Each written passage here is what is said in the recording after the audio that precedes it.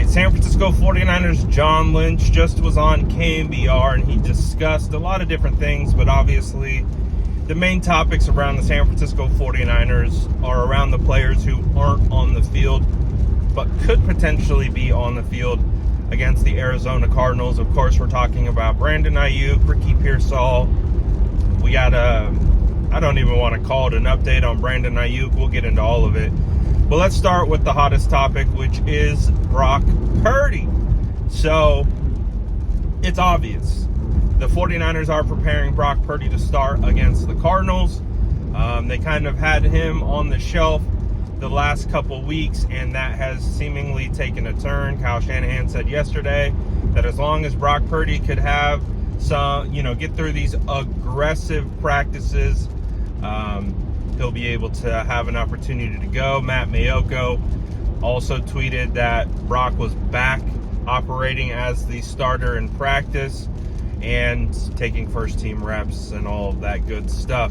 John Lynch just went on KMBR and basically said as long as Brock Purdy can remain healthy throughout the week, he will be ready to go and should be up against the Cardinals. So all signs continue to point to Brock Purdy getting the start. Obviously, we've been covering this team long enough to know that nothing is guaranteed. We have to get to Friday because it's kind of a spin on it, but as Kyle Shanahan famously said, we don't even know if we'll be alive on Friday. He said Sunday, but same concept applies, especially when talking about this team. You never know what it could be on a Wednesday and what it could be on a Friday. Could be complete polar opposites. So, although everything appears to be optimistic, I will believe it when Kyle Shanahan gets to the podium on Friday and says Brock Purdy is active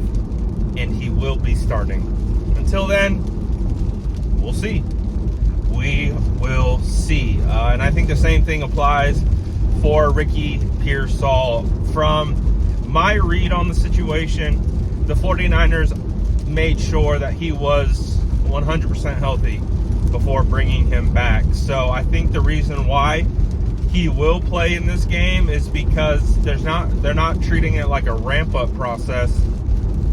I think they just made absolutely sure that hamstring is healed, and they want to ensure it's not retweaked, because obviously you need Ricky Pearsall for the back half of the season if the 49ers do want to do anything in regards to making the playoffs or winning playoff games. We saw how important Ricky Pearsall was at the beginning of the season.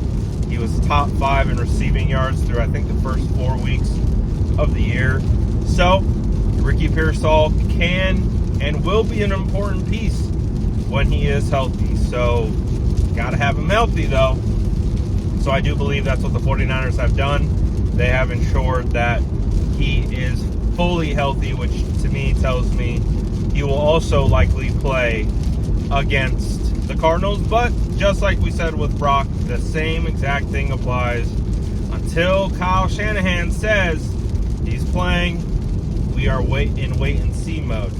And we continue to be in wait and see mode for 49ers wide receiver Brandon Aiyuk.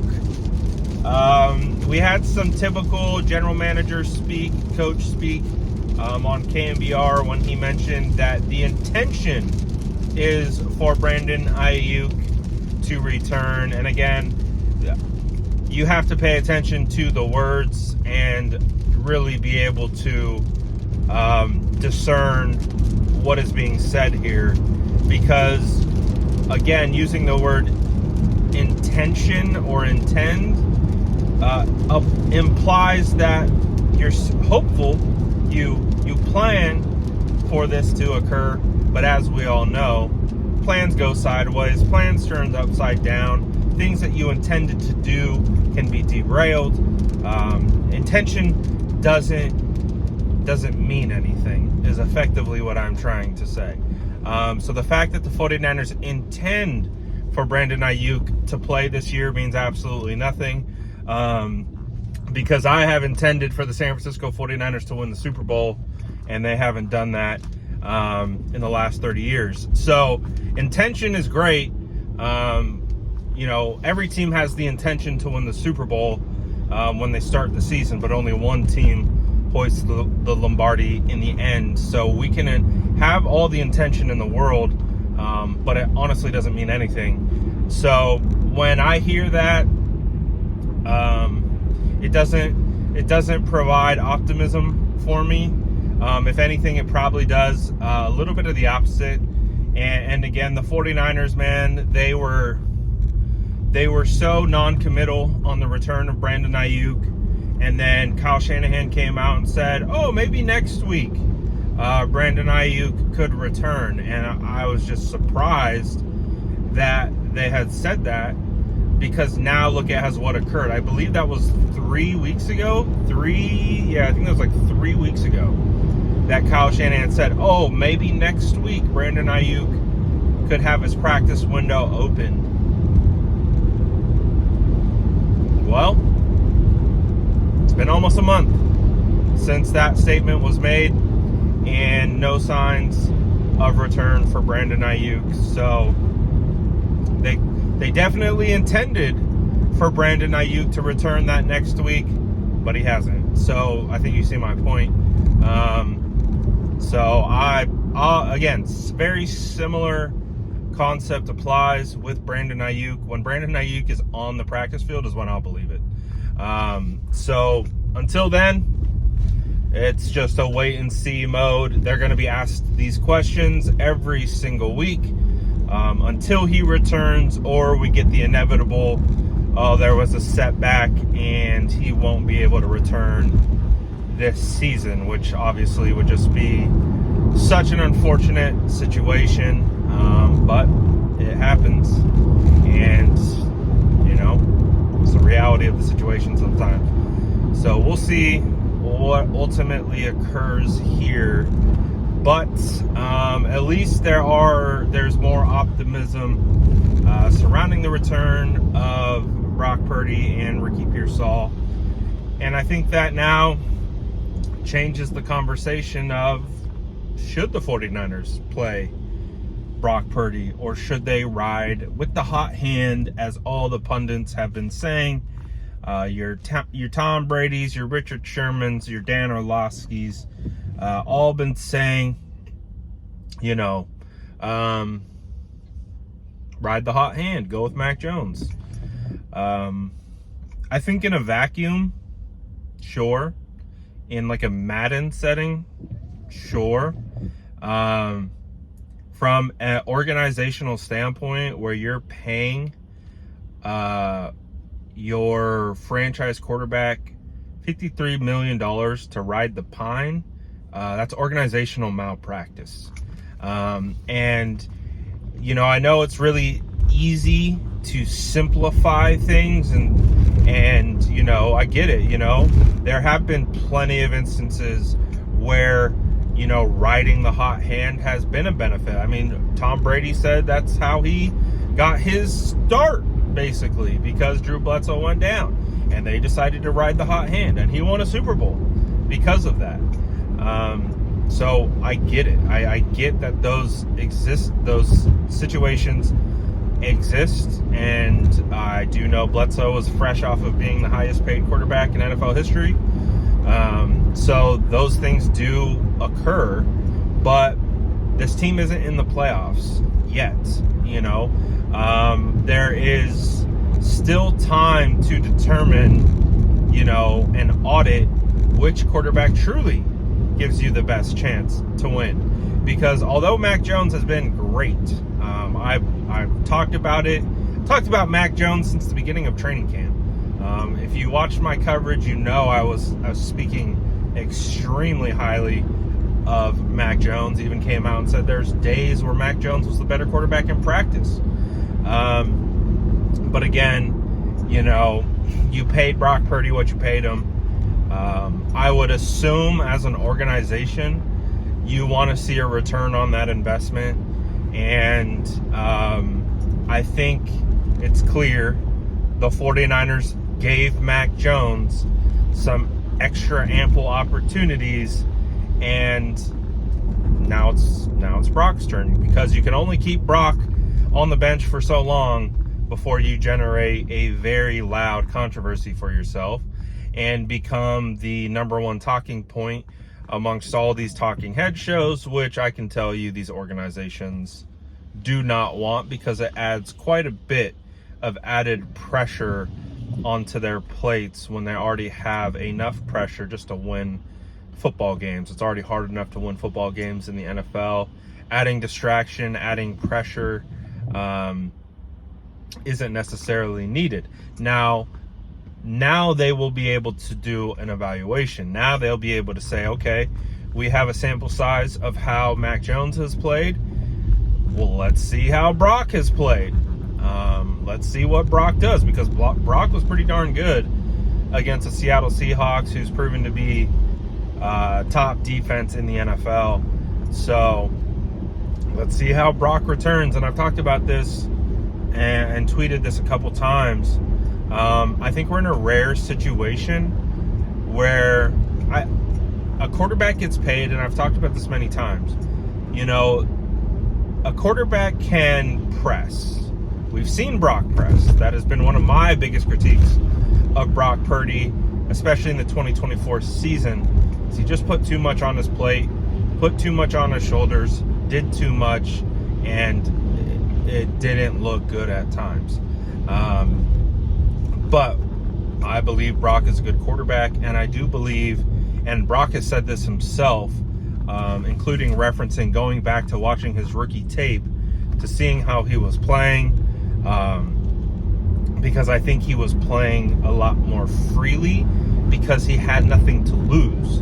He was Mr. Irrelevant. You know, he got his opportunity and he ran with it. He wasn't thinking about losing the job, because it wasn't his.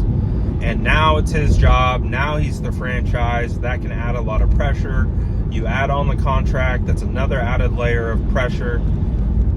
Well, I think this injury, and sitting back and watching and seeing Mac Jones have the success he's had, and hearing, you know, probably what he's hearing, because he is a human at the end of the day, I would have to believe there's a rare opportunity where Brock Purdy has a chip on his shoulder that you typically wouldn't get from a quarterback who just got paid top 10 money. I think there's going to be, and again, the biggest thing that I do believe will hinder Brock will be his foot. We'll see how healthy he is. We'll see what he looks like, because obviously in that Jaguars game, he did not look healthy. So my stance on this is, I think, at least, you know, disregarding the health aspect of it, because I don't know, from the mental element, the place where I've seen him struggle, from pressing, from putting too much pressure on himself, I feel like this situation and everything that I've learned from Brock, of covering Brock his whole career, is that this will be a huge energizer for him. He has always operated from a standpoint of proving people wrong, of being overlooked, and he's always performed at the highest level when that has been the case. So what I'm essentially saying is, that's where I feel like he's at. I feel like he's back to being overlooked. He's back to, you know, feeling that pressure of, and when I say pressure, a pressure of being passed by or not being good enough. And I think that puts a chip on his shoulder. And I've interviewed enough players covering this team, whether with this team or other teams, that chip is real. You hear it talked about all the time. Some people poo-poo it. It's real. The chip is real. The grudge is real. They're human beings. They're not robots. So they compartmentalize and they internalize things a certain way, and people all use different things and avenues for fuel, for mental fuel. You know, think of Bobby Boucher tackling fuel.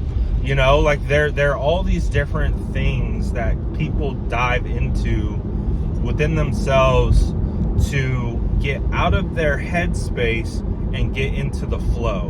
And I think that's where Brock has always performed at the highest level, is in a flow state where pressure is put to the side because he's so focused on the task at hand that none of those outside things can creep in and block and do any of that. So again, we'll still have to see. There's an element of rust and not playing for a while. I mean, obviously he's been practicing for multiple weeks, running scout team and doing all of those things. You know, I don't know, does going up against the 49ers starting defense throughout practice help him? Potentially, does it put him back in that mindset of having to compete? And competition is always good for elite competitors. Competition drives a lot of things for elite competitors. And again, it can take a player from a pressure situation out of that and into the mode of competition. And that's basically what I'm saying is where I expect Brock to be. So I think Brock will perform. I